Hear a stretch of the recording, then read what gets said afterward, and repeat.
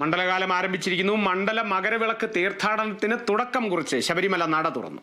ക്ഷേത്രം തന്ത്രി കണ്ഠരര് രാജീവരുടെ സാന്നിധ്യത്തിൽ നിലവിലെ മേൽശാന്തി PN മഹേഷാണ് നട തുറന്നത്. വിവരങ്ങളുമായി ഡി ബിനോയ് ചേരുന്നു. ബിനോയ്, ഇപ്പോൾ മണ്ഡലകാലം ആരംഭിച്ചിരിക്കുന്നു, നട തുറന്നിരിക്കുന്നു. ഇനി എപ്പോഴാണ് പുതുതായി നിയമനം നേടിയ അല്ലെങ്കിൽ പുതുതായി വരുന്ന മേൽശാന്തിമാർ, മാളികപ്പുറം ശബരിമല മേൽശാന്തിമാർ എപ്പോഴത്തേക്കാണ് അധികാരമേൽക്കുക?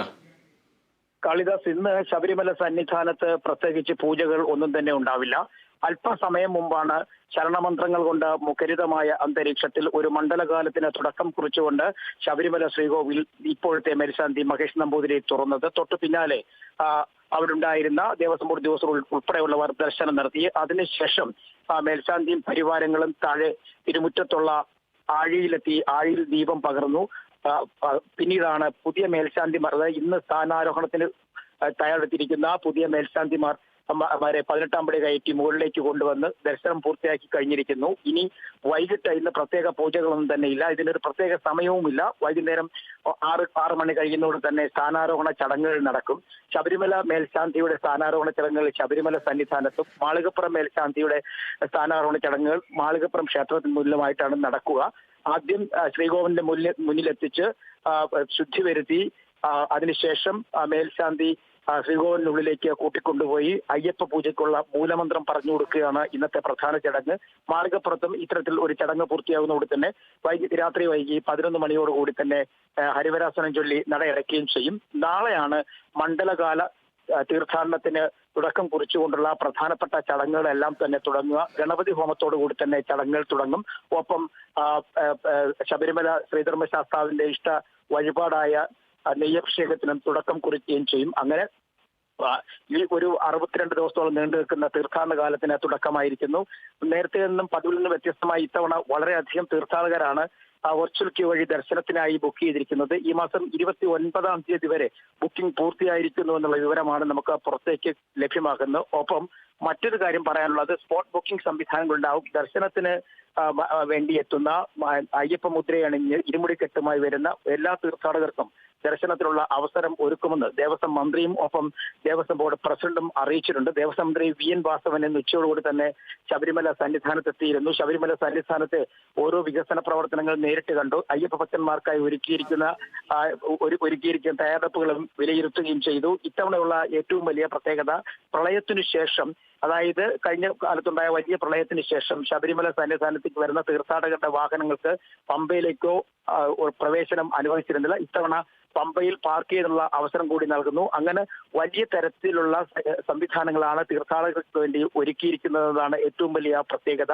ഒപ്പം സുരക്ഷാ സംവിധാനങ്ങളും സജ്ജമാക്കിയിട്ടുണ്ട്, കൂടുതൽ വർദ്ധിപ്പിച്ചിട്ടുണ്ട്. നാളെ മുതൽ തന്നെ മറ്റു കാനനപാത വഴിയുള്ള ദർശനത്തിലുള്ള തീർത്ഥാടകരെയും സന്നിധാനത്തേക്ക് കടത്തിവിടും എന്നാണ് അറിയുന്നത്. അത്തരത്തിൽ കരിമലയിലൂടെയും പുൽമേട് വഴിയുമുള്ള തയ്യാറെടുപ്പുകളും പൂർത്തിയായി കഴിഞ്ഞിരിക്കുന്നു. കഴിഞ്ഞ ദിവസം അവിടുത്തെ ക്രമീകരണങ്ങൾ വനംവകുപ്പ് ഉദ്യോഗസ്ഥർ തന്നെ എത്തി വിലയിരുത്തുകയും ചെയ്തിട്ടുണ്ട്.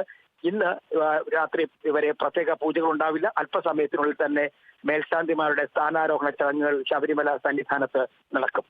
കാളിദാസ്. ശരി ബിനോയ്, എന്തായാലും പുതിയ മേൽശാന്തിമാരുടെ സ്ഥാനാരോഹണ ചടങ്ങുകൾ എന്തായാലും അല്പസമയത്തിനുള്ളിൽ തന്നെ നടക്കുമെന്ന് തന്നെയാണ് അറിയാൻ സാധിക്കുന്നത്. നിരവധിയായിട്ടുള്ള ക്രമീകരണങ്ങൾ ഒരുക്കിയിട്ടുണ്ട്. ബിനോയ് സൂചിപ്പിച്ച പോലെ തന്നെ പ്രളയത്തിന് ശേഷം പമ്പയിലേക്കും ഭക്തരുടെ വാഹനങ്ങൾ പാർക്ക് ചെയ്യാനുള്ള സൗകര്യമെല്ലാം ഒരുക്കിയിട്ടുണ്ട്. മാത്രമല്ല എല്ലാ ഭാഗത്തു നിന്നും അല്ലെങ്കിൽ എല്ലാ വകുപ്പുകളുടെ ഭാഗത്തു നിന്നും കൃത്യമായ നടപടികൾ ചെയ്തു പോരുന്നുണ്ട്. ഗതാഗത വകുപ്പാകട്ടെ KSRTC-യുടെ ഭാഗത്തു നിന്നും കൃത്യമായ സജ്ജീകരണങ്ങൾ ഒരുക്കിയിട്ടുണ്ട്. ഏറ്റവും പ്രധാനപ്പെട്ട അല്ലെങ്കിൽ ഈ ഒരു തീർത്ഥാടന കേന്ദ്രമായ ശബരിമലയോട് ചേർന്ന് കിടക്കുന്ന പത്തനംതിട്ട ജില്ലയിലാണ്. പത്തനംതിട്ട ജില്ലയിലെ ചെങ്ങന്നൂരിൽ നിന്നാണ് പ്രധാനമായിട്ടും ഗതാഗത സർവീസുകൾ ഏറ്റവും അധികം പോകുന്നത്. ഭക്തരെയും കൊണ്ട് നിരവധി ദേശങ്ങളിൽ നിന്ന്, നിരവധി സംസ്ഥാനങ്ങളിൽ നിന്ന് ഭക്തരെല്ലാം എത്തുന്ന ഒരു സാഹചര്യമാണ്. കാരണം അത്രയും വലിയ രീതിയിലുള്ള ഒരു പേര് കേട്ട ഒരു ക്ഷേത്രം, അല്ലെങ്കിൽ അത്രയധികം അഭിവൃദ്ധി, അല്ലെങ്കിൽ അത്രയധികം ഭക്തർ അടുക്കുന്ന ഒരു ക്ഷേത്രം കൂടിയാണ് ശബരിമല. എന്തായാലും ഗതാഗത വകുപ്പിന്റെ ഭാഗത്തു നിന്നും KSRTC-യുടെ ഭാഗത്തു നിന്നും എല്ലാം കൃത്യമായ സൗകര്യങ്ങൾ ഒരുക്കിയിട്ടുണ്ട്. ചെങ്ങന്നൂർ KSRTC-യുടെ ഭാഗത്തു നിന്നും അല്ലെങ്കിൽ അവരുടെ ഡിപ്പോയുടെ ഭാഗത്തു നിന്നും കഴിഞ്ഞ ദിവസം 12 പമ്പ സർവീസുകളാണ് ഇപ്പോൾ നിലവിൽ ആരംഭിച്ചിരിക്കുന്നത്. അതോടൊപ്പം തന്നെ ഇനിയും വരും ദിവസങ്ങളിൽ 70ഓളം പമ്പ സർവീസുകൾ ആരംഭിക്കും എന്നുകൂടി നമുക്ക് എന്തായാലും നേരത്തെ തന്നെ അറിയാൻ സാധിക്കുന്നു. നമുക്കും അതിനെ സംബന്ധിച്ചുള്ള റിപ്പോർട്ടുകളുണ്ട്. എന്തായാലും അതിനെ സംബന്ധിച്ചും ചില ആശങ്കകളെല്ലാം അങ്ങനെ നിലനിൽക്കുന്നുണ്ട്. ആ ഒരു KSRTC ബസ്സുകളുടെ പാർക്കിംഗ് സൗകര്യത്തെ സംബന്ധിച്ചും ആശങ്കകൾ നിലനിൽക്കുന്നുണ്ട്. എന്തായാലും അത് വളരെ സുതാര്യമായ രീതിയിൽ വകുപ്പുകൾ കൃത്യമായ നടപടി എടുക്കുന്നുണ്ട് എന്ന് തന്നെയാണ് അറിയാൻ സാധിച്ചത്. കാരണം അത്രയധികം ഭക്തർ ശബരിമലയിലേക്ക് എത്തിച്ചേരുന്നതാണ്. എന്തായാലും ഇന്ന് ശബരിമലയുടെ നട തുറന്നിരിക്കുന്നു. നാളെയാണ് തീർത്ഥാടനത്തിന് ഒരു തുടക്കം കുറിക്കുന്നത്. നാളെ മുതൽ തീർത്ഥാടകർ അങ്ങോട്ടെത്തും. ഇന്നിപ്പോൾ ഇനി